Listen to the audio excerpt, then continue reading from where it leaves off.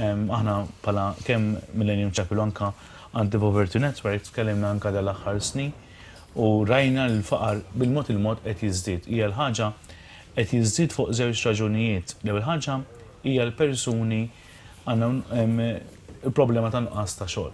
U l-problema iktar qed tiġrija fuq ġenituri l-ewwel tal-ħajja dejjem titla'. Waqt Breakfast News fuq One, Father Xavier Grima, direttur tal-Millennium Chapel li jmexxi wkoll skema tal-ikel b'xejn għal nies f'riskju ta' faqar, jgħid li hemm bżonn pjan nazzjonali mill-Gvern sabiex jindirizza lil dawk il-familji li qed iħabbtu wiċċhom mal-faqar. Skont Father Xavier, il-faqar qed jiżdied kif turi l-istatistika li tpoġġi lil 65,000 persuna fir-riskju ta' faqar. 21% tan-nies f'riskju ta' faqar huma tfal. Dawn it-tfal huma neqsin minn kollox. Ħafna tfal huma neqsin minn ħafna affarijiet, ħafna drabi nuqqas edukazzjoni, nuqqas ta' nutrimenti. It-tfal ħafna mit-tfal immorru anke fl-iskejjel tagħna sfortunatament bila lunches. Tiġi qabel. Għax jekk il-om pereżempju mhux qed tieħu nutriment waqt li tqala il-baby tagħha jkollu impatt negattiv. Skont is-soċjologa Josen Kutajjar, dawn it-tfal qegħdin f'riskju li ma jinqalgħu qatt mill-faqar.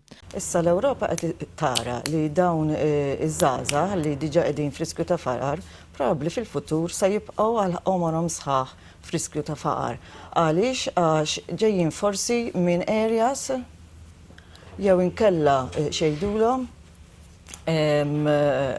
familji li ma jagħtux valur daqshekk lill-edukazzjoni. Josen Kutajjar tgħid li parti mill-problema li resqet in-nies lejn il-faqar kienet il-fatt li l-industrija tal-manifattura marret ħafna lura f'pajjiżna f'dawn l-aħħar snin, bir-riżultat li ħafna persuni li ma komplewx jistudjaw u marru jaħdmu f'dan is-settur issa spiċċaw mingħajr edukazzjoni u mingħajr tama ta' xogħol.